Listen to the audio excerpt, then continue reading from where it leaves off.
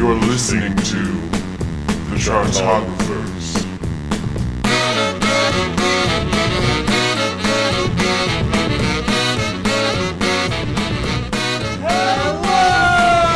Everybody, you are listening to the Chartographers. It is a music-loving podcast for music-loving people where we take every single album by a particular artist and we rank it worst to best and forget the rest. Because why would you want the rest? There's no reason why you should ever possibly need the rest in any way, shape, form, or context, basically. That's the long and short of it. I'm getting lots of nods from the studio right now. It's great. Guys, listen. It is the second episode of our second season. It's an exciting time, and as such, we did our season premiere, and thank you everyone who listened. The feedback has been truly, truly astonishing and amazing. We did Michael Jackson, we broke it up into multiple parts, it was crazy and insane, and now we are getting into the real meat of it. Like, listen, Michael Jackson is the biggest pop star of all time, but we decided who's even bigger, who has lasted even longer, and oh, we found it. We found it, that's right, we found the accordion playing clown prince of pop music, that's right, none other than Weird Al Yankovic. Woo! His royal weirdness. Daddy Yankee if you're nasty. All right, cool. So guys, Weird Al Yankovic, he is that guy from Linwood, California, who his parents decided to give him accordion lessons instead of guitar lessons, and as such, he wound up becoming a Dr. Demento favorite, and through his wonderful act of pop parody, wound up becoming one of the biggest comedy stars of all time. Still has a career to this day as we're recording this in 2017. It's insane. It's insane! And as such, we're going to take his beloved, wonderful, delightful discography, and we are going to rank it worst to best. But in order to do that, we need to get the right people in place. Now, a lot of you people probably know me. I'm Evan Sadi. I'm an editor over at Pop Matters and also the host of this podcast, but normally, I'm joined by the wonderful co-creator and co-host, Taryn O'Reilly. He is not here. He is not here. He had to go off somewhere and spy hard. It was really sad that I wasn't able to actually be here for this, but you know what? In order to make up for that, I decided, you know what? Everything you know is wrong. I'm going to get the best possible replacement I possibly could. So first off, we decided to bring in an old guest and a new guest together. First off, if you remember our wonderful Beck episode back, ironically, also the second episode of our first season, we had an incredible guest there. He is a well-known music video director. He is also a musician and a writer, and he is our dear, dear friend, JC Sciaccotta. He is right here in the studio. Hello, everybody. How you doing, buddy? AKA not Taryn. Taryn, I love you. But yeah, no. JC, it's so good to have you back. It's actually been a while. He's been on sabbatical. I know, exactly. And the thing is that from the fucking onset of this goddamn podcast, aside from the Beck episode, you have been very adamant about, like, we should do a Weird Al one at some point. You know, 14 albums. And you mentioned it. And I'm like, okay, that's cool. But then our other guest also is like, oh my god, you should do a Weird Al episode. And I'm like, oh, well, the shit's getting real now. For those who remember Pop Talk on Pop Matters, he was one of the first guests that we ever had on that one as well. But you probably best know him as a writer over at Spectrum Culture. The man, the mystery, the legend, Nathan Stevens is here in studio. Nathan! Hello, everybody. How are you doing? I'm really, really excited to talk about Weird Al for, like, forever. Right. That's all I got. Oh, that's all that you fucking need. And here's the thing about it, though, is the fact that Weird Al, like, it's one of the things where, like, he had some songs, some silly songs and parodies of numbers that you loved back in the day. Your parents probably liked a Weird Al song here and there. But at the same time, Weird Al albums did two things that were fascinating and I think generally culturally underappreciated. And this is the start of our fucking defense of Weird Al. So haters to the left, money. But they're haters? Oh, are there haters? Of course. I mean, you know. There are a lot of Weird Al haters. Yeah. There are a lot. All right, listen. Nathan was bullied in high school because of his love of Weird Al, and he has persevered. He is now on a podcast. Do you realize that right now? I don't know anyone who's ever done that before. It's pretty good. I'm a martyr for the cause. High school thought. So, but the other thing too, also he is the host of NAQ, Nathan Asks Questions. It's a good podcast, check it out. The other thing is that Weird Al albums is great because, like, oftentimes you're not going to listen to, you know, especially if you're a young white suburban kid, Coolio may not be your jam, but then again, there might be a George Harrison song that you've missed, or maybe for whatever reason you never got into Rico Suave. Who knows what it is?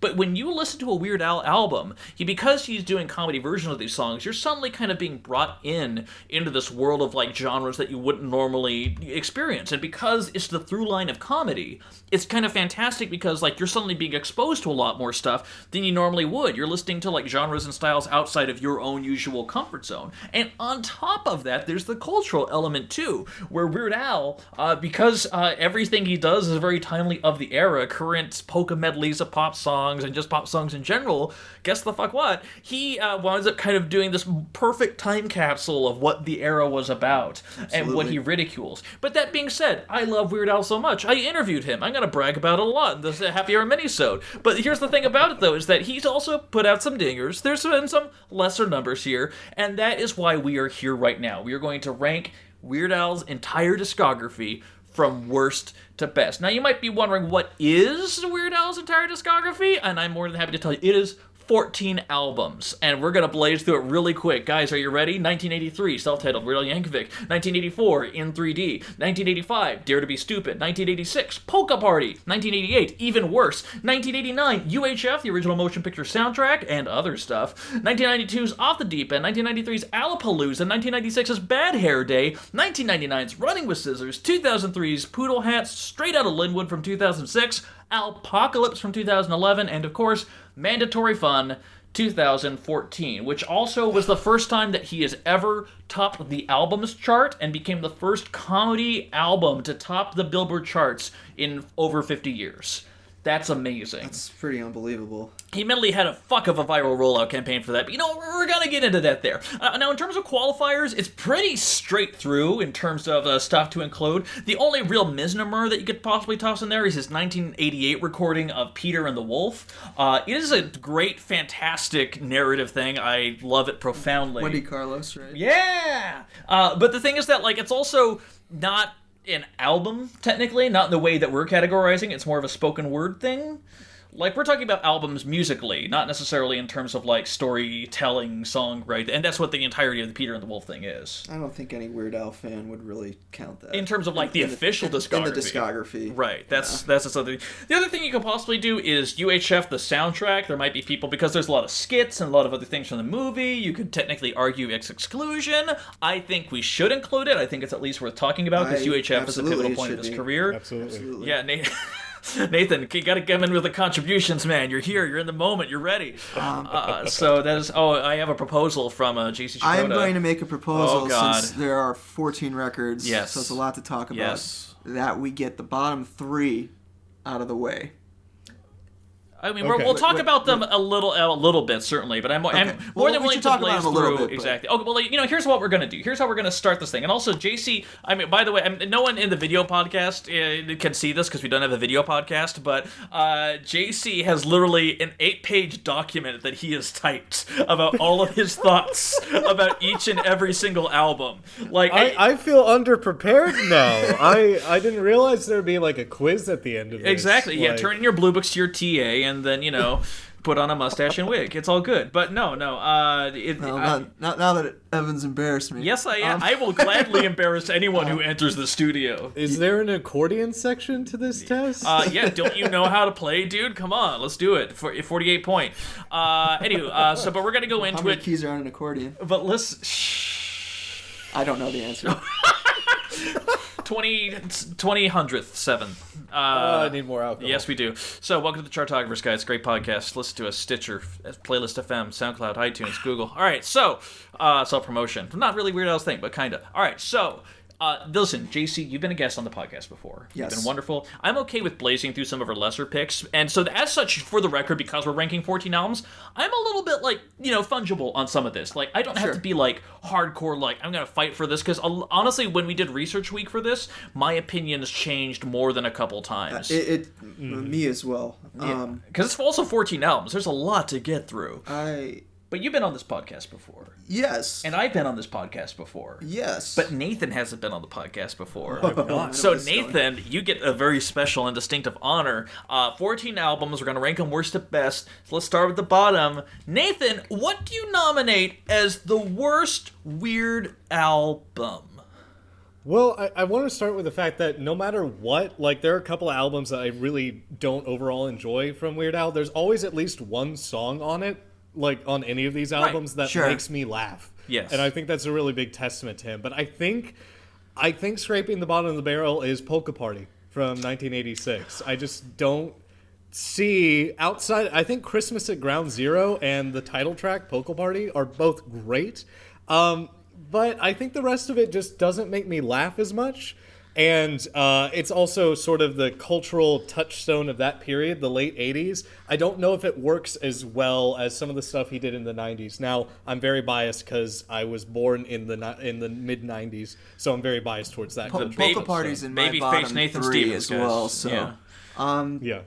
Yeah. And I disagree, for the record, on that Okay. on that you notion. kind of like this album. Well, don't you? I wasn't really thinking about it because I can kind of also appreciate a little bit of the musicality to it, because for those who aren't in the know, Weird Al albums are not straight ahead song parodies. For those who know it, it's always a mixture of original material and parody songs. It's usually one-offs. Every other track is one or the other. I have spilled some liquor on myself, so we're off to a great start. But the other thing, though, is that, legitimately, there's a lot of musicality, and you can hear him as a composer get more and more confident as time goes on. So I always appreciate at least some of the musicality of it. It's usually that musicality isn't at the sake of comedy. Like, he will always, for example, I'm just going to throw a thing off of one of my favorites, not to spoil too much. I'm just tossing it out there without a ranking number. Callin' In Sick off of Bad Hair Day. Yes. This wonderful, glorious parody of what kind of, stylized, dramatic grunge rock a little bit kind of was in the era. Alternative Nation. Yeah, it was kind of fantastic. Even Albuquerque is, kind of this, fun little groove that he writes there, and then he gets way off the track on some fucking opulent endings to his later albums, like crazy. For Genius in France, I'm thinking off of Poodle Hat. We'll get there. But yeah, and as such, for me, Polka Party is one of the things going back to it. The Dog Eat Dog, his Talking Heads riff, I think is actually, it's held up a lot better than I thought it would. And also... Dog Eat Dog's okay. Yeah, also, fucking, here's Johnny, alright? Listen here. Who the fuck remembers Now DeBarge? you've lost me. No one remembers DeBarge. I And never I heard brought that up the song. original song, Who's Johnny? Because we all remember El DeBarge, Rhythm of the Night, obviously from the fucking movie that was the Motown guys thing. Barry Gordy's The Last Dragon. El DeBarge, Rhythm of the Night. That's where it premiered. That's where that's from. Yeah. Oh, I did not Anywho, know but that was El DeBarge. No, that was DeBarge, and now here's El DeBarge. It's okay. I'll explain it to you later when you're older. But DeBarge. And so and here, and Who's Johnny is this shitty ass fucking novelty song from way back in the day. And the thing is that he actually, the production on his version, Polka Party, is a little bit better than that one there. So I can at least appreciate that. I kind of like it, Addicted to Spuds. But you're right. The back end of that, Christmas at Ground Zero is pretty good. By the way, interrupt me, by the way, Christmas please. at Ground Zero is Yeah. great. Toothless People is one of the worst songs To me, he's the ever key done. song is Living with a Hernia. Uh-huh. Now, as I've gotten older, unfortunately, I can relate to Living with a Hernia Old man, much old, more old than man I could Sciaccotta here. when I was 10. Telling you war stories. But Were you in the Bowling Green Massacre? I keep forgetting. Continue. I don't know It's what that fine. All right. okay. Political reference for all you but- 2017 junkies out there. Christ. The thing was, when I remember watching the video for Living with a Hernia, I had a DVD Oh, that's of awesome. all of the all of Weird Al's videos. Yeah.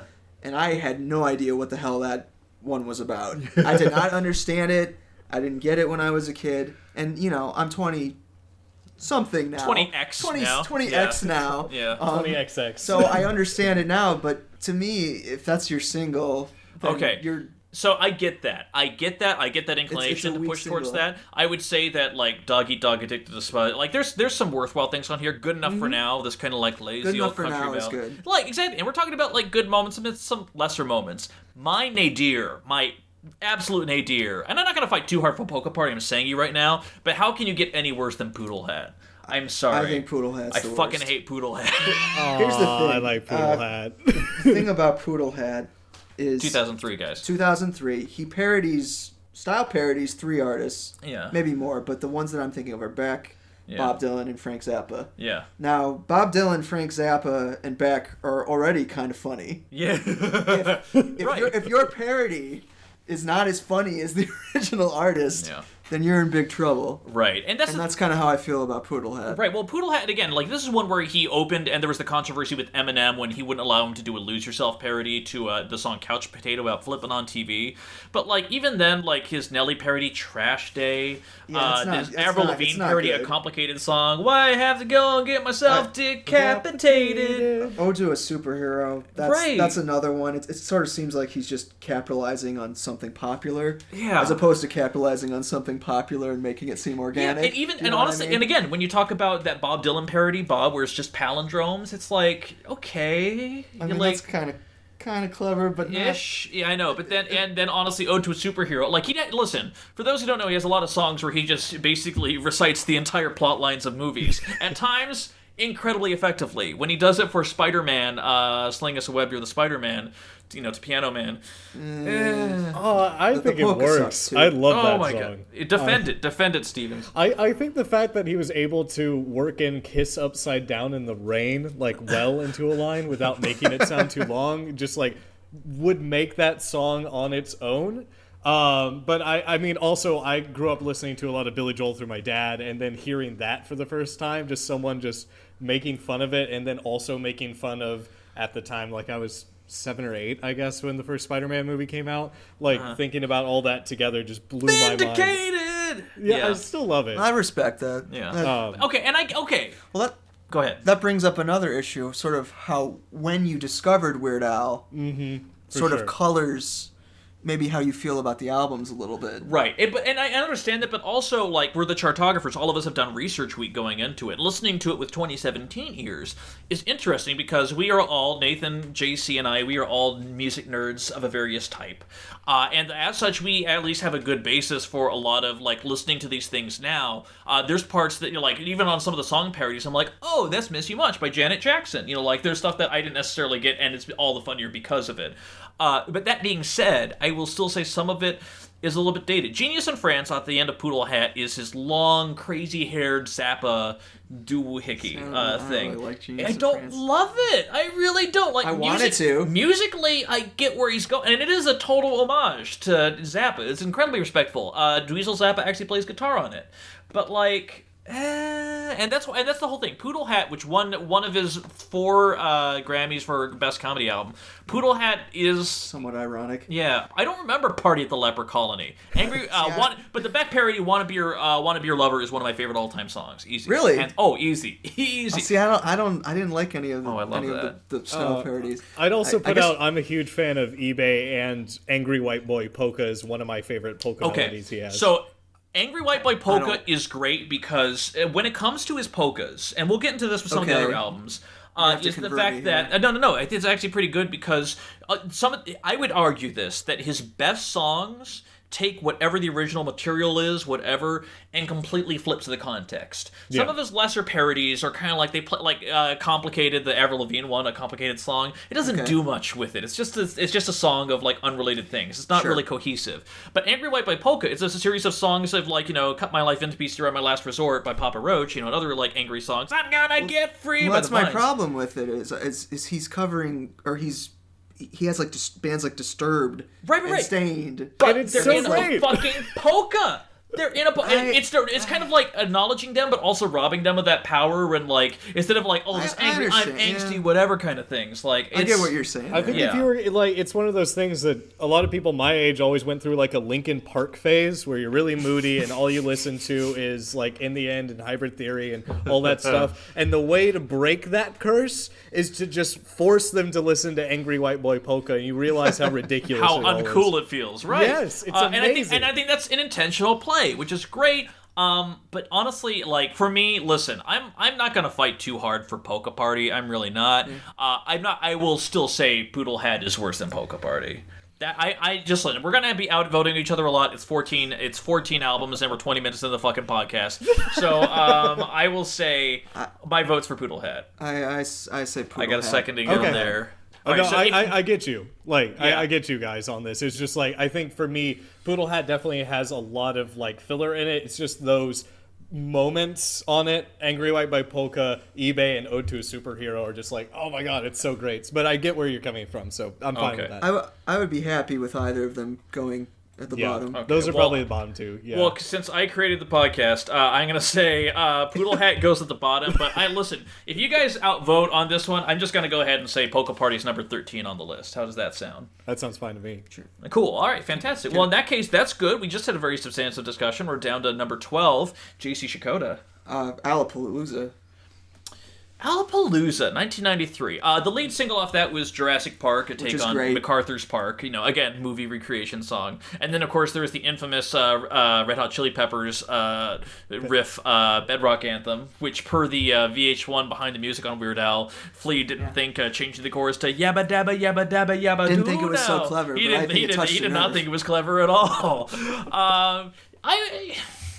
I think it could have been a 3-song single. Yeah, Jurassic Park, there's a Bedrock Anthem, lot of Frank's filler 2000 on this HTV. record for me. Like, I love Jurassic Park, and I really do think the Red Hot Chili Peppers parody is like spot on. But like, I don't know, Traffic Jam and Achy Breaky Song, stuff like that. It just Traffic Jam's pretty I don't- don't like Achy Breaky Songs is nice because a lot of people fucking forget that when that fucking Billy Ray Cyrus album came out, it topped the Billboard charts Really? for 18 consecutive weeks. 18 consecutive weeks. okay. I can of forgive fucking it now. Achy Like, Breaky I Songs. understand now. But, Right, like, exactly. Like, so there's that. Frank's 2000 HTV, his REM riff is pitch perfect. But you're right, I kind of like Talk Soup. I don't know what he's kind of doing with that. It's Talk Soup and Waffle King are kind of like Peter Gabriel riffs a little bit, sort of, Yeah. kind of, but... I can dig Bohemian Waffle Polka King was for extremely- sure, but like, Yeah. I just like I'm saying, it feels like this one has a couple of pretty excellent singles, and then similar to Polka Party, it feels like the rest of it's just kind of filler of like meh to not great songs. Yeah. But Bohemian Polka was extremely disappointing to me. Why? I just didn't think it was that good. I mean, again, this is another thing. I was of- expecting a lot out of it because, Bohemian Rhapsody is one of the greatest singles ever. Yeah. Songs, rock songs ever. And Yeah, really, you really got to set people up for the Queen. I don't know if people understand that, there was a band at a time called Queen that were very popular. But yeah, no, it was, no. I mean, I get that. Here's my controversial statement. Like, again, some of these things I'm not going to fight very hard for. I get it. But you know what, guys? I got to be honest here. I was very excited about because I heard this album before, but when I was doing research week, man, you know what didn't connect with me at all? Controversially, in 3D. oh no, Really? No, In 3D, no. yeah. Oh, yeah. in 3D. I mean, because if you're defending in 3D, you're defending Midnight Star, and you're defending Buy don't Me a like Combo Midnight Star? and Mr. Popeil. There's like a lot of the originals on here. Midnight Star is like weirdo culture at its finest. The tabloid world news. Yeah. Check out Connor. But there's just I feel like there's a lot of ideas on in 3D. I just don't know how much they did. Because the other thing, his debut album, Weird Al Yankovic from 1983, there's like so much of his accordion based, and then as he got more of a budget, he was able to recreate the pop songs in full. So there's a little bit kind of like a roughshod charm to the debut album, but it's also him very much still finding his true parody voice on that album too. It's kind of like a punk comedy album almost. It's very lo-fi and like it's no budget. It's great in a very weird. We're talking about culture the way. first weird. Yeah, the first one, the very, Oh, very I first love one. the first album. Yeah, like because the checks in the mail is. I like Checks in the Mail. Oh my god, we're gonna have a debate, guys. Get ready. Got a to me Boogie? I like Got a Boogie too. Oh my it's God, weird. dude. The first Weird Al album is in my top 5, All right. and the reason is because it's his weirdest album. Mm-hmm. It doesn't sound like any of his other '80s albums. It also gets They're- fucking dark. Mr. Frump and the Iron Lung, by the way. I love that song. Like, there I is- love it. You hear just the creaking of his The Iron accordion. Lung, right? Exactly. Yeah. Like Brilliant. there, like he never got that dark again, but there's a couple moments on there, just like, oh my god. To me, it's almost like a private press record. Yeah. I mean, there's just something special about it. It's one of the ones that I listen to personally, to this day. Mm-hmm. I own it on vinyl. Just I shut swear the fuck I'm up. not a hipster. Oh my Which kind God. of sounds like a Weird Al song, actually. I swear I'm not Yeah. a next record. You wait for I it. swear I'm not a hipster. So that being said, I mean, I just threw this out there. Who would nominate something there for our number 12 spot? Nathan. I hate to say this. I actually have the OG Weird Al kind of low on my list, and it's partially because of that weirdness. I didn't grow up with that weirdness, and rediscovering it, it's kind of fun and it's really punk. but it's like I don't find it as funny, which is For the kind record, of like pull quote from the Chartographers, Weird Al's really punk. I just want to put that out there. Yes. But legit though, like, because also such a groovy guy, that means like, yeah. Well, there's a lot of dark humor on the album. There's even some political humor, which he didn't really. Right, no, he never really got into politics much thereafter, like in a significant. Until much later in his career. And even then, it's and well, even then, it's like pretty, yeah, what party in the CIA, like kind of it touches on Canadian stuff. idiot. Yeah, exactly. Although I will say on the debut album, Buckingham Blues is fantastic. That is a perfect amalgam of taking modern, like, kind of like, American blues standards, but talking about the fucking white, royal family there in this completely different context. Oh yeah, like it's actually an amusing contrast. Like it's good.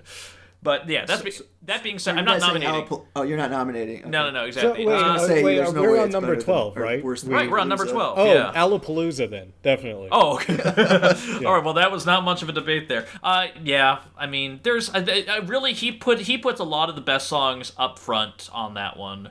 Yeah, she never told me she was a mime. You don't need to ever hear again. I assure you. I didn't even remember that was a song. Exactly. So, all right. In that case, that's not. Punch it in. Again, this is not a heavy loss this year in this case. Number 12, blazing through it. Number 11. At number 11 at this point, although I want to put in 3D just kind of on the burner there, just in people's minds, just as an FYI. What about UHF? I was about to say that too. Okay. So okay, good. Wow, we agreed on something. How about that? That'll never happen again. But the one thing is that UHF, the movie is a joyous, ridiculous romp. A lot of people enjoy it for just being a great. The whole idea at the time was like, hey, he's so good at song parodies. What if he did movie parodies in a movie? And the thing is that Al does a fine job. It's an amusing, great movie. It's a lot of people call it a great stoner flick. There's a lot of people that call it, just a. No matter how you go ahead and quantify it, it's a fun, goofy little thing and helped launch Michael Richards' career before he became a racist, which is fantastic. Great performance by Kevin McCarthy. Yeah, Kevin McCarthy fucking brings it in that. I love that. As RJ. But as such, UHF, literally the full title of the album is Original Motion Picture Soundtrack and Other Stuff. And it's that other stuff that really gets you. Like, he has an instrumental for the Stanley Spadowski show, Fun Zone. He's got this random piece of shit called Attack of the Radioactive Hamsters from a Planet Near Mars, which is just that. If you want to talk about a filler song on a comedy album, that's a filler song. Al's sci-fi songs never have really done it for me, unless you consider Jurassic Park sci-fi. I mean, anywho, I still like UHF. I kind of agree with you. It's a little half-baked. Yeah, I was really afraid when I put it down so low. I was gonna be like, this is like, I've heard from so many people like that they love the movie so much, and I didn't know if that would translate to like, we also love the soundtrack. But I'm glad we agree on this. I think there's not a lot of great stuff there. Depending on the day, I could but I mainly just hate Isle Thing. Gotta get Gilligan's Isle Thing. Yeah. Also, she drives like crazy. Just like, come on. I kind of like that one. Yeah, exactly. And Biggest Ball of Twine in Minnesota is a cult classic in the circle. But his Money for Nothing Beverly Hillbillies is still excellent. Fucking fantastic. In fact, when he recorded that, apparently he asked for permission because Weird Al is still to this day a night guy. Copyright law protects him to doing a parody. He can do any parody he wants, but he's a nice guy. He always asks the artist, "Is it okay if I can parody your song?" Prince always turned him down. His songs were too sacred to him, but most artists were usually pretty cool with it. And as such, he asked the Dire Straits, like, "Hey, can I do Money for Nothing, Chicks for Free?" And he said, "Okay, but I got to play guitar on it." Yeah, Mark Knopfler. Okay, and Mark Knopfler fucking played guitar on that. I think the keyboard player from Dire Straits plays on the song too. Entirely possible, yeah. It's also a great moment in the movie. I like the Hot Rocks polka. Yeah, that's probably one of the better takeaways from it. And honestly, UHF the song, it's not funny, but it's an enjoyable melody. Like it's just like a good power pop song. Yeah, and the video's fun. Exactly. It's fun. It's fine. It's good. Whatever. But we're just going ahead and relegating it to number 11. Okay, guys, narrow down to the top 10. What do we have left? We have self-titled 1983, In 3D 84, Dare to Be Stupid 85, Even Worse 88, Off the Deep End 92, Bad Hair Day 96, Running with Scissors 99, Straight Outta Linwood 2006, Apocalypse 2011, and Mandatory Fun 2014. Woo! All right, guys. What do we got? I felt like I nominated something last time. You nominated In 3D, but that's insane, so... All right, well, okay, Mr. Snarzy Smazzy Pants, what you got? He's still consulting his 8 pages of notes, by the way. He's going to be publishing his dissertation on this later in the New England Journal of Medicine, don't worry. I came prepared. He came... Go ahead. Are we? Oh, Yeah, I I'm thought looking were at you, gonna say buddy. something. Well, I mean, it has 3 great parodies on it. It has "Eat It," "Raya the Kaiser," and I Lost on Jeopardy. I'm talking about in 3D. Oh, that's the one you wanted. No, I don't want to put. Oh, it there. okay, I thought we were you were- talking. I thought we were going to talk about in 3D. Oh, the one I want to put there. Yeah. Off the Deep End. Oh, no. Yeah, No, I knew that no, was no. going to happen. There's too many good songs on there. I think it's his most overrated album. Here's the thing. So again, Weird Al as cultural commentator, that came out at a time when, for the record, Off the Deep End is the best-selling comedy album of 1992. That's a fact you learn from the VH1 Behind the Music. But more importantly, the opening single of that was "Smells Like Nirvana," which was a parody of "Smells Like Teen Spirit." He called it Victoria Jackson, his friend at Saturday Night Live, who and Nirvana was a guest, and he's like, "Hey, is it okay if I parody your song?" And Kurt Cobain's like, "You gonna do it about food?" And he says, "No, I'm gonna do it. How about no one can understand your lyrics?" And he got the approval of it there, and really Dave Grohl later told Weird Al in an interview that they didn't really realize they were that big until Weird Al did a parody of their song. That's how they knew they really made it. But the thing is, when you talk about the grunge era, it is actually like it needed that poke in the ribs, because grunge is an incredibly self-serious genre. It is a very emotional thing, and I think Yes. Al's best work is great at kind of deflating the balloon of a self-serious pomposity in pop music that sometimes can exist. Go ahead. I guess my criticism of it then is that the rest of the record is not really about the grunge era. It's about the era before that, what I like to call the American Psycho era, like 1987 that's not bad. through like That's not bad. 1991, which to me is like the worst period for pop music. Well, that's like that's in the JC's modern opinion. era, at least. Do you like Huey Lewis in the news? But the thing is about Off the Deep End is that like the Beach Boys parody Trigger Happy in 2017 is fucking terrifying. But yeah, I think I'm looking The originals are great. Yeah, actually. the originals are actually pretty solid. That's my only. When I was your age, that's whatever. Actually, Airline Amy. I'm actually not a fan of the originals. Never mind. But Really? You don't love me anymore?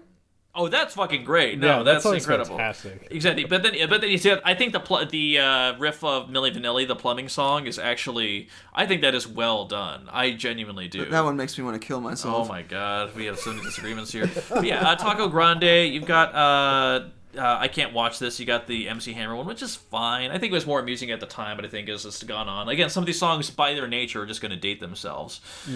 I just think a lot of the parodies are a little weak. You know, here's the I like the white stuff, but Taco Grande, the plumbing song, I Can't Watch This. all right, you know, They haven't done that much for me. Nathan, what's your thoughts? I enjoy Off the Deep End quite a lot. We were talking before we started recording. This was one of the first 3 Weird Al records I heard. So there's a lot of nostalgic content for me for it. But I would also say there are like 1 or 2 albums I could say that I would be like, no, these need to be like below Off the Deep End. And like Alpocalypse and I'm Sorry, Dare to Be Stupid, I think need to be beneath Off the Deep End. All right, let's see what's going on. I knew this was going to happen. I know. Well, listen, there's going to be outvoting. Stuff is going to happen along the way. Let's briefly talk about 2001's Alpocalypse, which came after a long period of silence after Straight Outta Lin, when 2006 produced his second ever top 10 hit.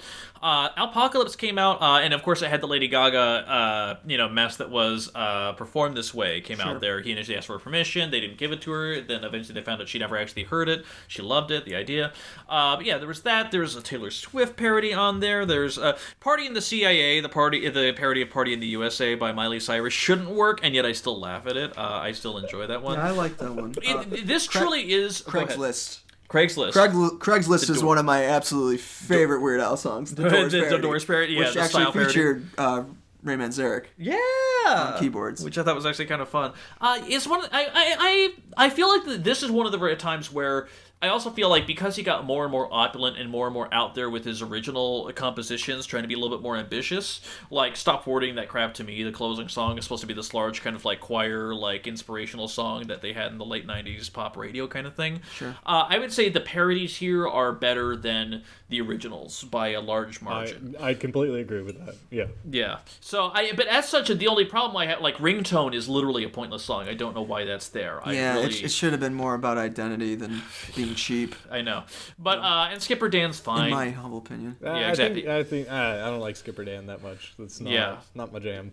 I know, but yeah, Apocalypse I think is a fine album, but because the parody songs are so strong, I think that kind of like elevates or at least kind of keeps it off bay. Okay. Listen, we will talk about Dare to Be Stupid. It's not going anywhere near the bottom, but let's just hear why Nathan hates it so much.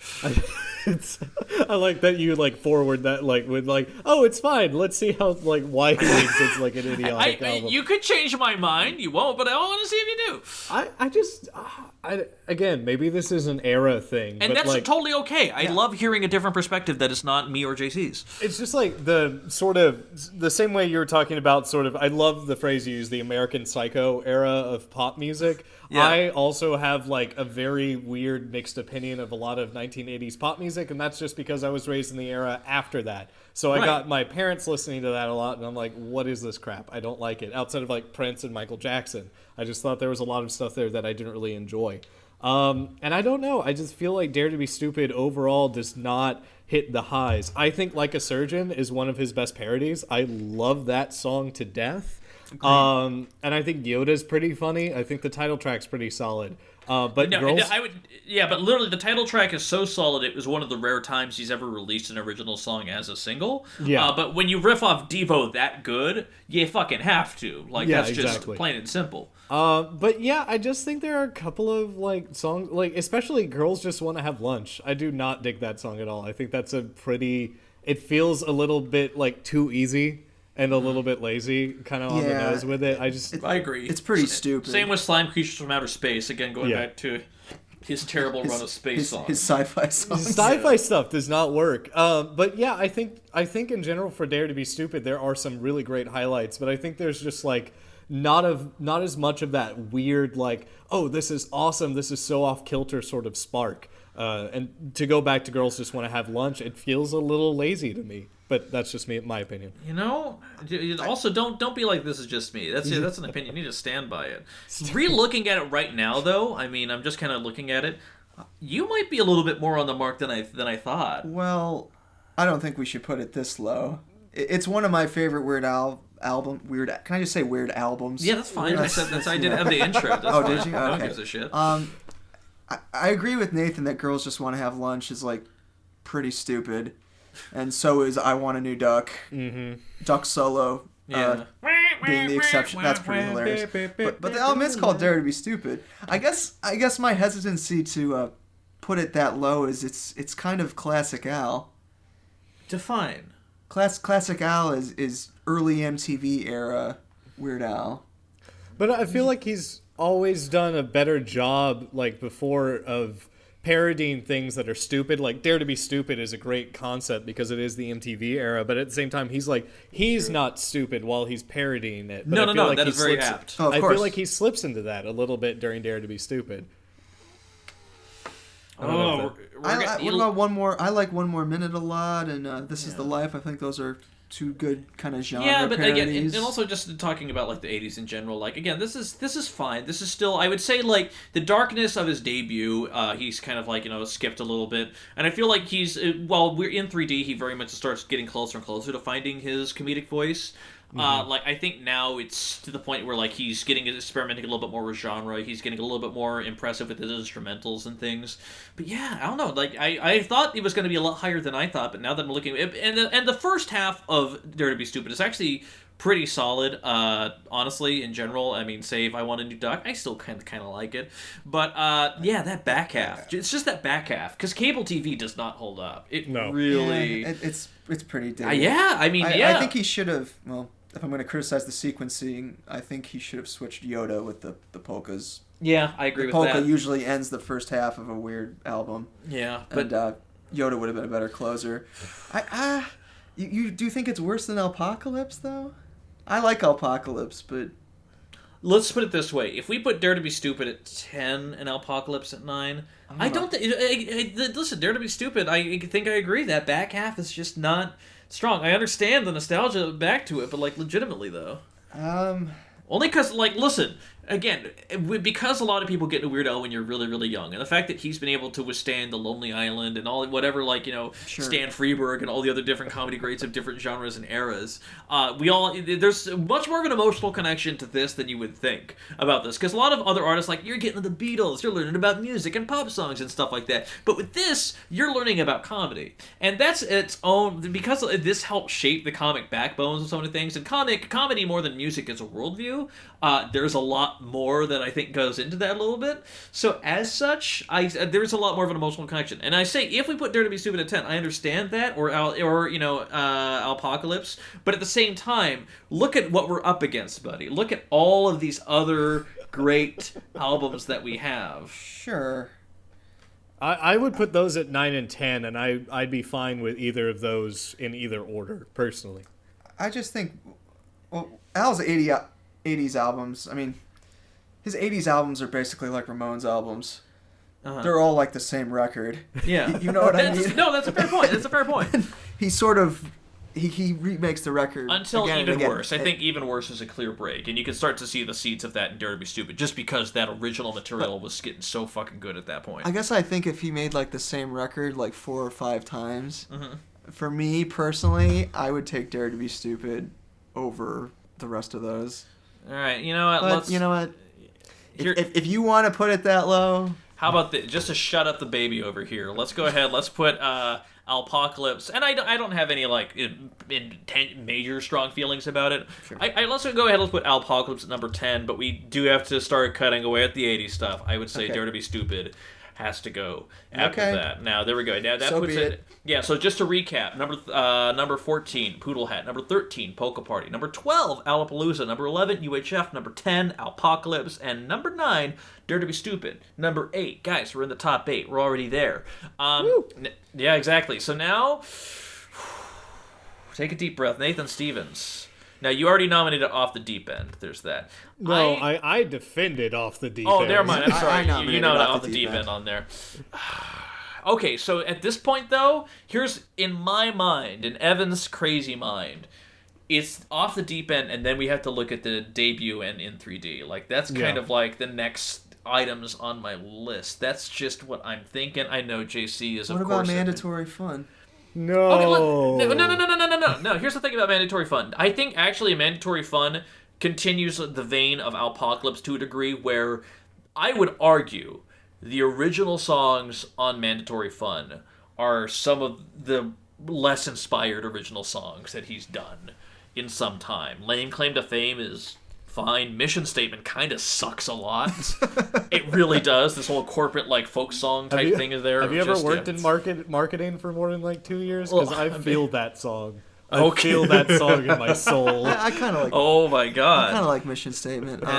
Yeah. I know you hate Jackson Park Express, right, Evan? It's just again, it goes back to the Genius in France thing of just opulent and just kind of funny. It's just kind of like is like more about the story than it is. It's kind of like dancing around the auspices of funny. It's a very long song, It is but a then very again, long so song. was that bus ride. I do agree, though. It's basically Alpocalypse. I just feel like he does everything so much better on Mandatory Fun than he did on Alpocalypse. It's like the same format, but I think he picks better songs to parody, and he does Yes. a better job with them. Yes, And the because original but yeah. real quick, fucking Yeah. handy. The opening song when he takes Yeah. fun of makes fun of Iggy Fancy. Azalea's Fancy.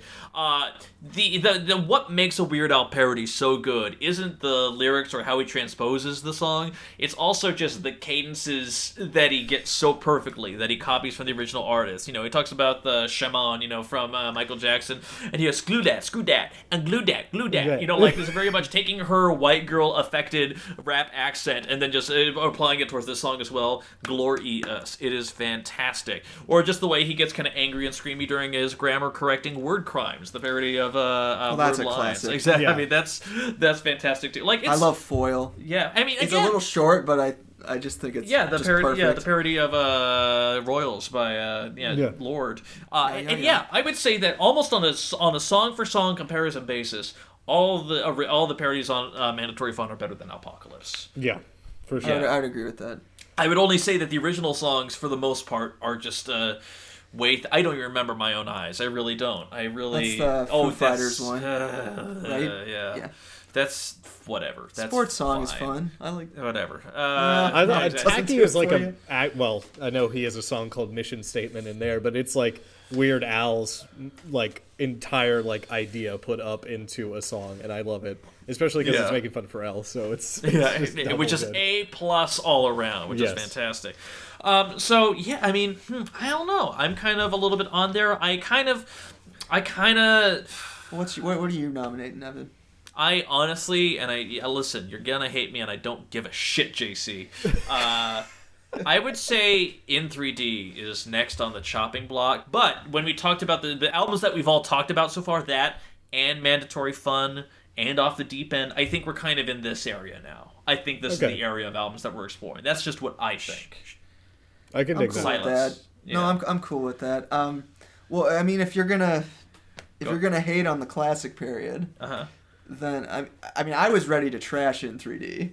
Oh, really? Oh. Wait, what? Yeah, no, What? I think it's I thought you were defending it. No, well, I'm defending it for being that low. I Like still a think it should be dickwad. high, but I thought you guys were gonna have it. I thought you guys were gonna have it near Secret the he was top. keeping from me the whole time, this motherfucker. I think the middle part of In 3D is a little weak. Yeah. Other than Jeopardy and I Lost on Jeopardy is still the polka is also one of his best polkas in my opinion. And But I think Buy Me a Mr. Con- Popeil, listen, I will take a B-52s parody any day of the week because I am a fucking giant B-52s fan. it's a little dated. Right, You got exactly. what are your opinions on King of Suede? I like it. I'm just like... I love that. I love that song. Yeah. so much. Yeah. Nature Trail of Hell, though, I just, like, he either lands the fucking closing song or he biffs it entirely. Like, it's one of the two. Albuquerque off Running with Scissors. That is a fucking way to close an album. Absolutely. Bohemian Polka, we debated that a little bit already on there. Nature Trail of Hell, I know, again, it's kind of like Biggest Ball of Twine in Minnesota. It's like heralded as a classic in some cult circles of Al fandom, but... It was kind of the last time he was satirical for many years. Yeah. If you like really look at the track list, like up until, I mean, we're talking like straight out of Linwood, where he was actually like, where he wasn't just parodying or satirizing an artist, where he was satirizing a trend, which was like the slasher film genre. something The fact that something that was, like, beyond the just like parodying an artist. You're like going into movies or television or whatever. Just when he gets into this these minor key chord progression things like there where it gets a little bit more dour and a little bit more black keys on the piano kind of thing. It's like, I don't know. I'm never a fan of those. So here's my crazy, wild, weird idea. It's weird. It's appropriate. 876 in 3D, mandatory fun, Off the Deep End. I would be fine with In 3D, Off the Deep End, and I would love to have Mandatory Fun a little bit higher than that. I'd love that record, but I can agree with In 3D and Off the Deep End being our next two for sure. JC has thought. Again, this is an emotional conversation. I mean, you know, he's Look into kind of your a heart. hero. Yeah. So, I would have it like the exact opposite. I'd have mandatory or Off the Deep End, mandatory fun, and then In 3D. So I guess. All right, so here's our compromise that we're gonna do. I guess it's your motherfuckers. podcast. You're Evan, damn right. so- And listen, I think the thing is that the fact that we can all mostly, roughly agree on this. Let's throw Off the Deep End at number 8. Mm-hmm. Let's throw Let's throw In 3D at number 7, and let's throw Mandatory Fun at 6. I'm okay with that. Let's do that. I could live with it. Yeah, again, and that's the thing. It's all about compromising your beliefs until you get to where you need to be. You know, it's just one of those Very standard political. old things. Exactly, I know. I'm exactly. pretty happy with that top 5. Yeah, so let's actually take a look back at it then. So right now, number 14, Poodle Hat. Thank God. Number 13, Polka Party. Number 12, Alapalooza. Number 11, UHF. Number 10, Alpocalypse. Number 9, Dare to Be Stupid. Number 8, Off the Deep End. Number 7, In 3D. Number 6, Mandatory Fun. So that leaves the debut album from 83, Even Worse from 88, Bad Hair Day from 96, Running with Scissors from 99, and Straight Outta Linwood from 2006. Oh, yeah, this is... It's interesting. No, this is very interesting. I have an idea where things should go. Okay. But listen, well, first off, fucking Sciaccotta over here, he talked about how the debut album was in his top 5 favorite albums. Yes. Yeah. So is it in your top 5 or is it? Like, It is in my number top 5? 5. Because look at what we're up against. You might think I'm crazy, but I had it at number 2. You are crazy. I think you're crazy. I think that.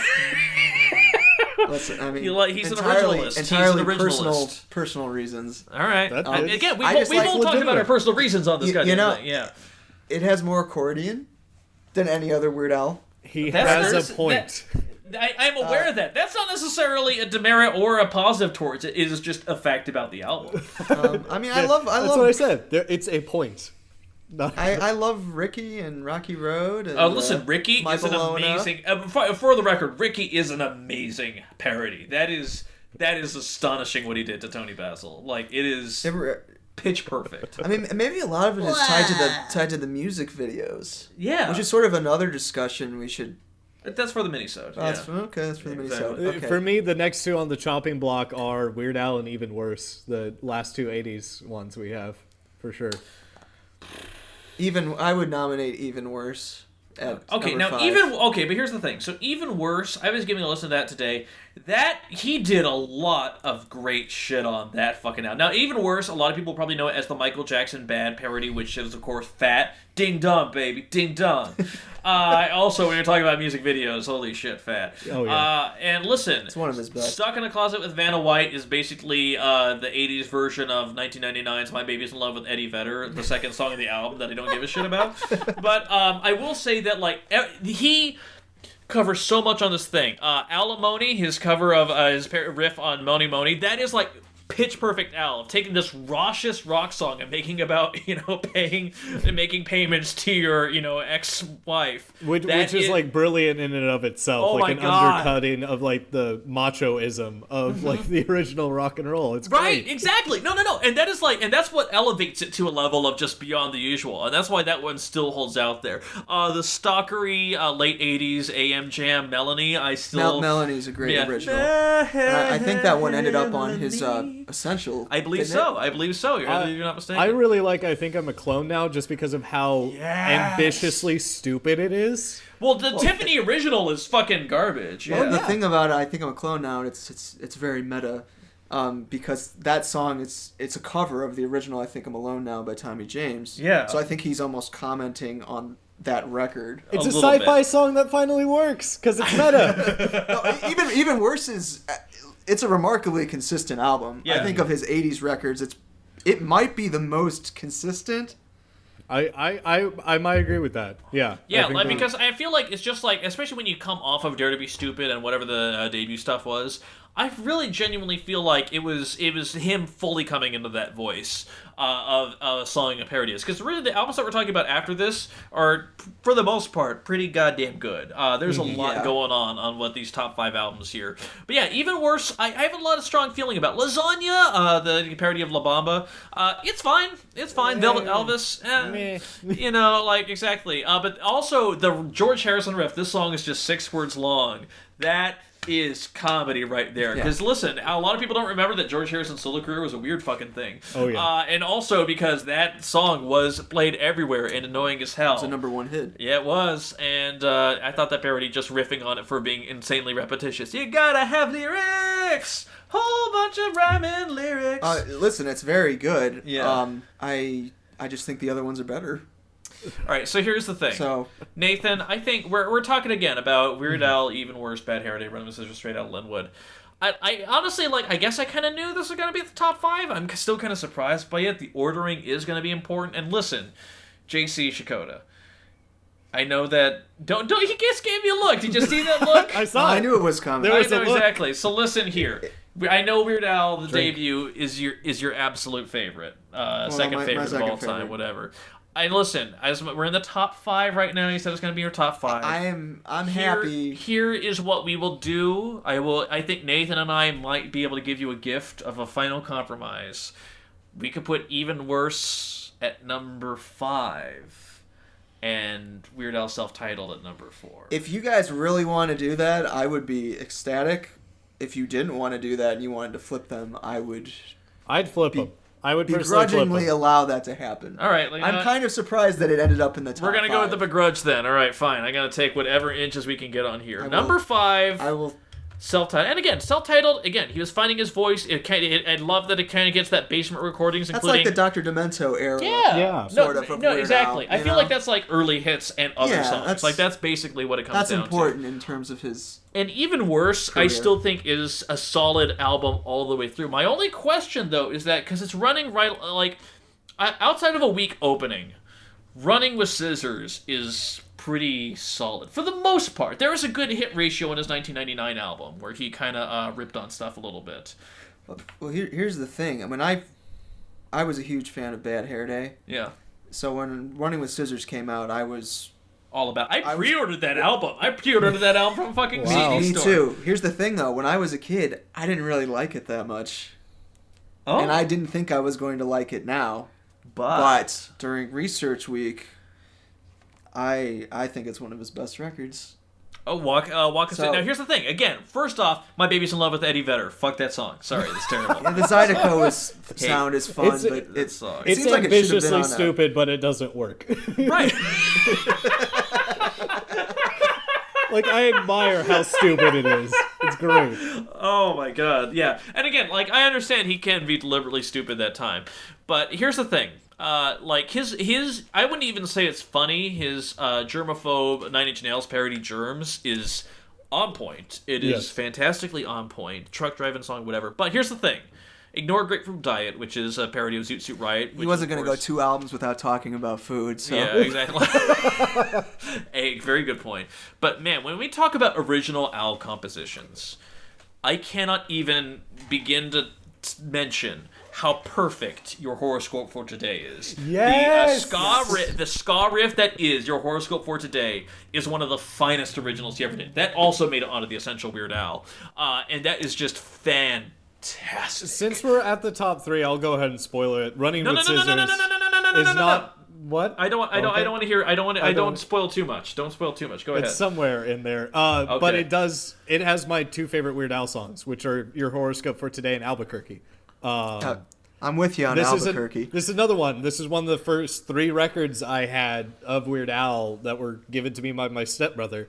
And Your Horoscope for Today still consistently makes me just bust out laughing. Yeah. It's the all your friends are laughing behind your back, and then it's just that little horn riff, and then it just kill them. And then Yeah. it just goes back But to this happy ska song. And also, like, again, a lot of people forget that because he's writing these songs in so many different genres, his ability to work with chord structure and alliteration is pretty good. Like, there's that one part on the breakdown of Your Horoscope for Today. It's all based on scientific documented evidence. Like, he has this wonderful, like, series of A sounds that are just it's glorious together. But at the same time, like, there are some weaker moments on here I would throw out there. Again, Truck Driving Song, Grapefruit Diet. Albuquerque, though, is his 13-minute closer that he rarely performs live. It is an absurd story song that takes you on an epic journey. Are you? Is that a takedown? No, it's amazing. Oh, yeah, okay, good. We're all good. It's not Albuquerque one bit. Also, with the Weird Al Show theme is just great. The Weird Al Show, horribly underrated to this day. Look, it's Bobby the Inquisitive. I'd like to mention all about the Pentiums. Yeah. Yes. It's all- dated now, still Well, great. I think that's the point, though. I think the point is that it's dated. I think he's making a mockery of rap culture and sort of the materialistic sort of elements of Puff Daddy. You may not be wrong. Yeah. I know I'm not wrong. The J.C. Sciaccotta story. I know I'm not wrong. That's a great autobiography title. Writing on my tombstone. Well, that's what the whole point of the song is. It's, Yeah. he's ripping on, rap materialism. Also, okay, and I think that's a great point. That's fantastic. But the one thing, and literally every time I think about this album, I forget that it's on there. It's so stupid that it works, even though it is stupid. Pretty Fly for a Rabbi. Yeah, It's just... I'm totally with you. All right, again, good. Like, ripping off Pretty Fly for a White Guy, The Offspring launched into fucking mainstream fame or whatever with that song.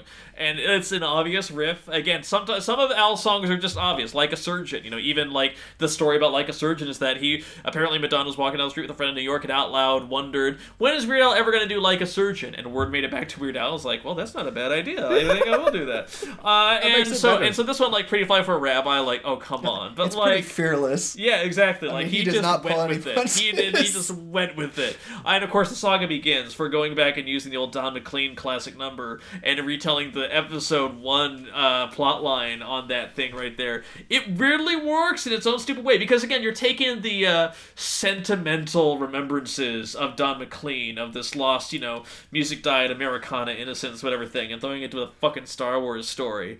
It works. My only gripe is it's about episode 1. I am aware of that, but at the time, I think it makes it almost better because of how much controversy was around like the prequels. And right. like, Yeah, I get what you're saying. I had my best friend in high school. He, for our choir end of high school pop show, did American Pie because he wanted to make the audience cry and be that sappy motherfucker. And I kept like texting him words from The Saga Begins to try to mess him up so he would sing it instead of that. It was just close. He almost messed up and started singing about she'll probably marry him one day instead of like whatever the Don McLean lyric is during that. It almost worked. That's right. And well, the other great thing though is that again, going back to Al exposing a lot of people to things, that's not a current song. That's not The Offspring. That's not fucking Bare Naked Ladies. It's none of this other stuff that was around in 1999.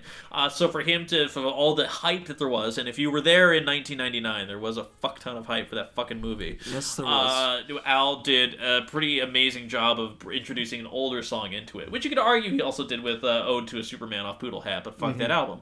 As previously mentioned, fuck that album. So that being said, straight up, Running with Scissors is good. I think it's a very solid album. I think it has staying power. But listen, my thing is that I would argue between you two, without spoiling too much, I think Running with Scissors has to go at number 3. I don't know about that, but I'd like to hear what you're saying. Like, what's the middle ground here? Is there a middle ground here? There's not. But here's the thing. So here's the question, Nathan. And by the way, defend your points. I know you guys have already outvoted me a few times. I understand that. My question to you, Nathan Stevens, special guest Nathan Stevens, Spectrum Culture, NAQ. What would you nominate at number 3? These are like all pretty much perfect comedy albums for what they are. Like all of these have like one or two songs that are like not as funny. I get that. Running with Scissors, I think, is the least perfect out of all of them. That's my argument. Well, I disagree. I think it might be Straight Outta Linwood at number 3. I'm with you, Nathan. What? Yeah. What? Yeah. All right. So Straight Outta Linwood came out in 2006. Yes. It opened with his parody of Child Millionaires' Ridin' with the song White and Nerdy. Which is I believe it's Chamillionaire. Finest moments. Truly. Fantastic there. Although, wait. Anyway, say what you're going to say, Nathan. No, again, these are... Linwood was my sort of rediscovery of Weird Al, like in terms of discovering him on my own with my friends, outside of just being given albums by my stepbrother, because White Nerdy was so big at the time. And deservedly so. Yes. Yeah, All Suya is hilarious. Confessions Part 3 still makes me laugh. Like, it's another one of those songs that, like, no matter how many times I listen to it, it makes me laugh. Well, and that goes back to, again, taking out the self-seriousness of what Usher's confessional R&B sex pop was at the time, and making it about ridiculous things. Yes, I even like Do I Creep You Out? The American Idol Taylor Hicks song? Yeah. That's fine. Go ahead. Oh, I was just going to say, I think Don't Download This song still holds up just because the content, like, just in terms of, like, torrenting has become like so much more than we thought it would be in 2006. Like, right. And the thing, okay. So here's my 2 things about this album. Okay. I don't like Canadian Idiot, A, but B, Pancreas. Listen, I know the dude loves Brian Wilson. I know he loves Brian Wilson. That is not a comedy song. That is a studio experiment. That is to see me, Weird Al, as producer, because he did take over production duties, I want to say either on this album or Running with Scissors. I can't remember. But like him as producer, that's all that song is. It's all it is. I guess you're right, but I still really like it. Whatever. It's just an interesting, I don't know. It's fine. If you're going to do a parody song by Brian Wilson, then it might as well be about a pancreas. It's fine. That is a sentence. Yeah. And the thing is, outside of Canadian Idiot, I would say, though, that Confessions Part 3, his fucking cake riff, Close But No Cigar, is fantastic. And if you know anything about the band Cake, that is, like, as about on point as you could possibly get. But also, here's the thing: we're talking about Running with Scissors. We're talking about Straight Outta Linwood. These are albums that, like, their original songs are really, really good. But I would argue White and Nerdy is better than, outside of Your Horoscope for Today, is almost better than anything off Running with Scissors. And you think, like, okay, maybe that's enough to elevate the album, but no. Trapped in the Drive-Thru, his riff of R. Kelly's Trapped in the Closet, another 10-minute epic. That one there, for he did, again, parodying to the exact inverse. He Weird Al'd it, where he takes the opulent stupidity of the over-the-top, ridiculous soap opera that was Trapped in the Closet and reduces it down to a mundane arguing with your wife about going out to the drive-thru across 3 chapters. It is phenomenal. It is phenomenal. That one hits a little too close to home for me. It hits this emotional point. No, I love that song. Yeah. That's hilarious. And the video is great, too. The only thing I'd say, though, is if we're going, 10-minute plus epic to 10-minute plus epic, I prefer Albuquerque. I mean, yeah, I think the funniest song on Straight Outta Linwood is White and Nerdy, but I still think Your Horoscope for the Day is funnier than that one. So that would be my argument. Like, I think Running with Scissors is more consistent, and the highlights are a little bit better than Linwood. Again, top 3. These are all really hilarious, amazing albums. Evan, you're going to hate me, but I agree with Nathan. I think the middle of Straight Outta Linwood's a little, like, Virus Alert. I kind of like Virus Alert. I don't even know what his style parodying. It's fine. Weasel Stomping Day I'll is Sue just this, Ya? Is that... I mean, listen, as a Rage Against the Machine riff, it's fine. I don't love it. I don't think it's actually a comedy type thing. But here's the other thing, though, and we're into this podcast, and we've been talking about a lot of weird albums and what they do. I think, listen, I'm willing to maybe give some ground to Straight Outta Linwood, because you guys are making good points. But at the same time, we're all kind of in that vein, dancing around the subject at hand. We're all in agreement that Bad Hair Day is the best Weird Al album, right? No. What? Oh! Yeah. Oh! What? Nathan, I thought we were going to be friends. What? I thought there was a friendship that was blooming here. These are literally my top 2 records. Like, they're like, I definitely have Running with Scissors above, but they both are, like, the top 2. They're ahead of everything else, I think. Oh, what's that Nathan just cut out of the podcast? I can't believe that happened. Reverse that edited even him, so he says Bad Hair Day is the best album. Okay, so here's the thing. All right, so here's the thing. Straight Outta Linwood, listen, I might be willing to go ahead and throw that in number 3. Can we do that? I think you 2 outvoted me on that anyway. That's fine. That's not the big thing. I guess I'm just surprised Running with Scissors over here because, listen, again, we talked about Running with Scissors a little bit. You does not fucks with Bad Hair Day. You do not fucks with Bad Hair Day.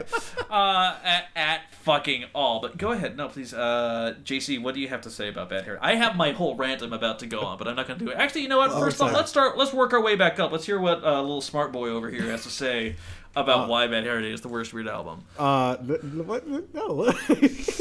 Words are being put into my mouth. This blasphemy. Fake news, alternative facts, weird facts. Yeah. No, Bad Hair Day for me is the second best Weird album. It is amazing, and it's another one like.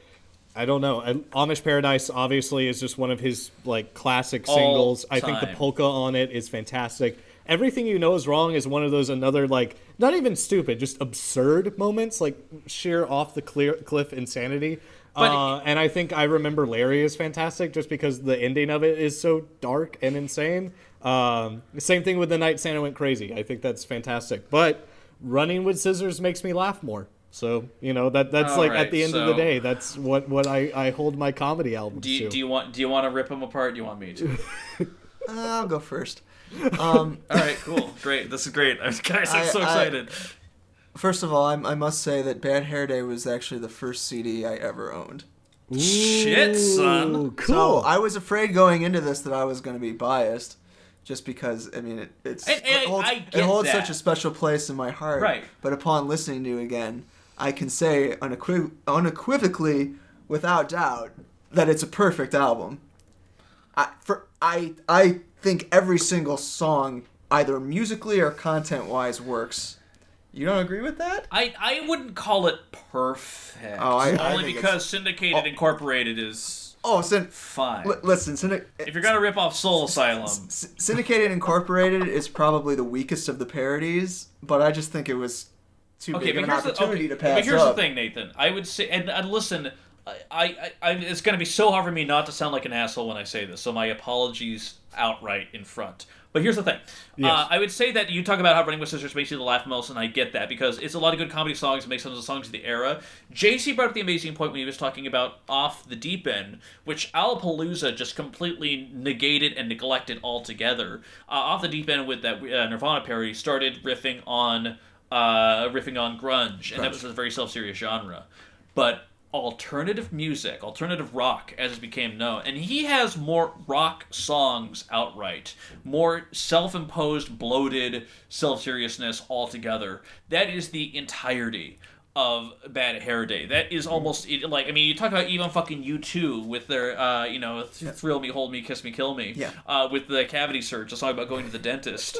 Again, that is a complete inversion of that, and he takes all the tropes of an era that was obsessed with itself and obsessed with its own angst, and angst, especially as an emotion, kind of this angry, due to whatever reason, due to your own privilege or entitlement or situation, or I'm in a fucking suburb, man, or whatever, ripping that apart, pulling that down, that is ripe for comedy. There is so fucking much there. And like, listen, Everything You Know Is Wrong, that is a They Might Be Giants style parody that is better than any They Might Be Giants song, arguably. Commenters, I know you're going to hate me for that, so fuck off anyway.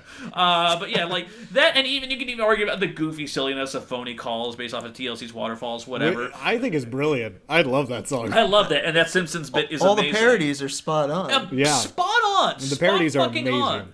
Right, but here's the thing. The parodies are amazing, but the originals hold the fuck up. Since You've Been Gone, his a cappella number, yes. When you think about the times of when there was, growing up watching Where in the World is Carmen Sandiego and being exposed to a cappella on TV, and for him to do a riff of that was fantastic. Calling In Sick, which you mentioned earlier. Calling In Sick, just compositionally, if you gave that to a band to do a straight-face cover of, they would probably have had a hit at the time with it, but it is just such a succinct, brooding little parody of what it was to be like in kind of the Soundgarden single soundtrack nation at the time, which is why the alternative polka, ripping off of Soundgarden and Alanis Morissette and just and fucking Beck and everything else like that. Oh my god, that was where it was at. That was fantastic. So even more, I would say arguably even more than Running with Scissors, which is a comedy album kind of touching on a bunch of different things. Bad Hair Day very much is a commentary on an era and on a style, and while some of the songs may not be as laugh out loud funny,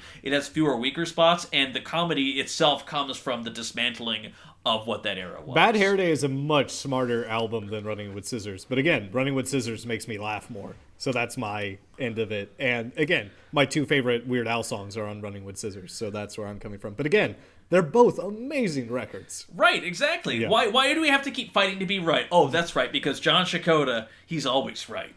Or that's the thing I keep forgetting about. What is the... I just think none of his other records flow as nicely. That's as the other Bad thing Hair Day. too. Like that, I would say that because Truck Driving Song off Running with Scissors, fine, whatever. It's just kind of this random. It has a nice twist. It's a nice twist. It's also kind of just this random, outlier on there. There's a lot more diversity technically on Running with Scissors, but I think that's what gives Bad Hair Day its ultimate strength is the fact that it is a consistent through line. It just goes straight down the line. It hits its targets and it hits them damn well. Mm-hmm. That's every time I hear the accordion solo in Syndicated Incorporated, a tear comes to my eye. So a single manly tear rolls down his right cheek. Yeah. Oh, to be young. Yeah, exactly. So listen, we've had a really good debate about it. I think. Are you ready to lock it in? Absolutely. I think. Are we gonna join hands and forces? All right, guys. In that case. I felt like we blazed through it so quickly, but I feel like it is in great, wonderful style. The Chartographers just did Weird Al. Here's how it shook out. Number 14, and rightfully so, Poodle Hat.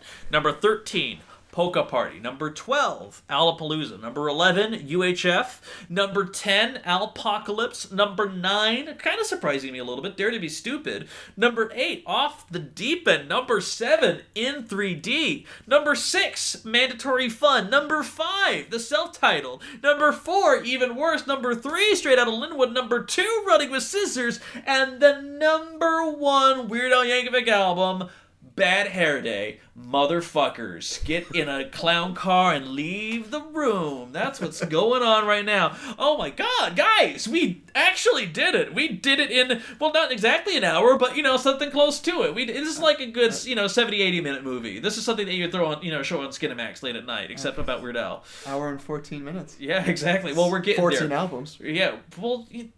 What? Shut up. I don't even know what's going on. I'm going to cut that. So, hey, I will say, though, guys, we did it, but as you know, I felt like cramming 14 albums into this period of time. We were able to talk about a lot of different things, but there was so much more to talk about. That is why we have a Happy Hour mini-sode. That's why we built it into these things, and that's coming up right after this. So, in the meantime, we're going to get a little bit more prepared for a Happy Hour mini-sode. If you don't know what that means we're going to be smoking chicken livers. And we're in order to get ready for that. In the meantime, I first want to say, calls. Nate, thank you so much, Nathan Stevens, for being here. It has been a great pleasure to have you. Always. Exactly, John Sciaccotta, as always, just delightful. I'm going to be, for the record, in the Happy Hour radio show, I'm going to grab that series of notes that you have, and I'm just going to start going through. You had cue cards the entire time. No, you're not. Yes, I am. It's right over here. I'm Evan Saudi, of course. So please do us a favor. A, leave your fucking notes in the comments on our Facebook, on our SoundCloud. Rate us on iTunes. Favorite us on Stitcher. Add us to whatever the fucking other podcast networks we're on right now. I don't even know. But seriously, thank you so much for listening. Happy Hour mini-sode right after that. Leave your thoughts. Keep on listening. You know that will be. Bye.